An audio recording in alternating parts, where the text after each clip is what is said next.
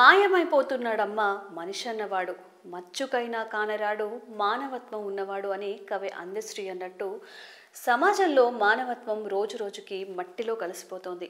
రక్త సంబంధం, వావి వరసలు, అక్క, వదిన, చెల్లి ఇలా ఎవరైనా కాదు, ఆడదైతే చాలు కోరిక తీర్చాలనే విధంగా మానవ మృగాలు విరుచుకుపడుతున్నాయి. ఆంధ్రప్రదేశ్ రాష్ట్రంలో సభ్య సమాజం తలదించుకునేలా ప్రవర్తించాడు ఓ కామపిశాచి. వావి వరసలు మర్చిన ఆ మృగాడు తన కోరిక తీర్చలేదని వదననే చంపి మృతదేహాన్ని కూడా అత్యాచారం చేసిన దారుణ ఘటన శ్రీ పొట్టి శ్రీరాములు నెల్లూరు జిల్లా కావలిలో మంగళవారం అర్ధరాత్రి చోటు చేసుకుంది. పోలీసులు తెలిపిన వివరాల ప్రకారం కావలి పట్టణంలో శ్రీకాంత్ బిశ్వాస్ అనే వ్యక్తి మొలల వ్యాధికి చికిత్స చేస్తూ జీవిస్తున్నారు. పశ్చిమ బెంగాల్ రాష్ట్రానికి చెందిన శ్రీకాంత్ బిశ్వాస్ తన కుటుంబంతో వచ్చి కావలిలో స్థిరపడ్డారు.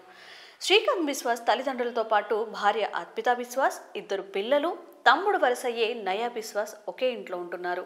గత కొంతకాలంగా అన్న భార్యపై కనెసిన నయా బిశ్వాస్ తరచూ వదినను వేధిస్తుండటంతో కుటుంబ సభ్యులు పలుమార్లు మందలించారు. శ్రీకాంత్ బిశ్వాస్ తల్లిదండ్రులు మంగళవారం తిరుమల వెళ్లారు. ఇంట్లో శ్రీకాంత్ బిశ్వాస్, ఆయన భార్య, తమ్ముడు నయా బిశ్వాస్, ఇద్దరు పిల్లలు నూతన సంవత్సర వేడుకలు చేసుకున్నారు.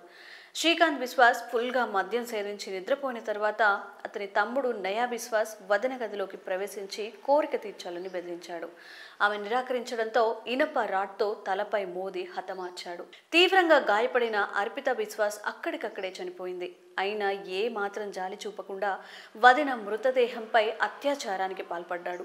కోరిక తీరిన తర్వాత అర్పితా బిశ్వాస్ మృతదేహాన్ని ఇంటికి 100 కిలోమీటర్ల దూరంలో ఉన్న పంట కాలువలో పడేసి వచ్చాడు.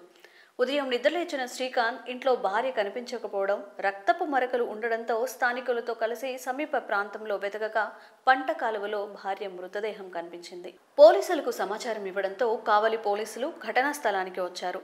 గతంలోనూ వదినను లైంగికంగా వేధించిన నయా బిశ్వాస్ పై అందరికీ అనుమానం కలిగింది. వెంటనే అతన్ని పట్టుకొని నిలదీయగా రాత్రి జరిగిన ఘోరాన్ని వివరించారు. నయా బిశ్వాస్ కొన్నాళ్లుగా తన కోరిక తీర్చాలని వదన వెంట పడుతున్నాడు. ఈ క్రమంలో ఇంట్లో వాళ్ళు సైతం అతన్ని హెచ్చరించారు. ఆయన బుద్ధి మార్చుకొని కామాంధుడు చివరికి ఆమెను హత్య చేసి మృతదేహంతో కోరిక తీర్చుకున్నాడు. ఈ దుశ్చర్యపై పోలీసులు కేసు నమోదు చేసి దర్యాప్తు చేపట్టారు.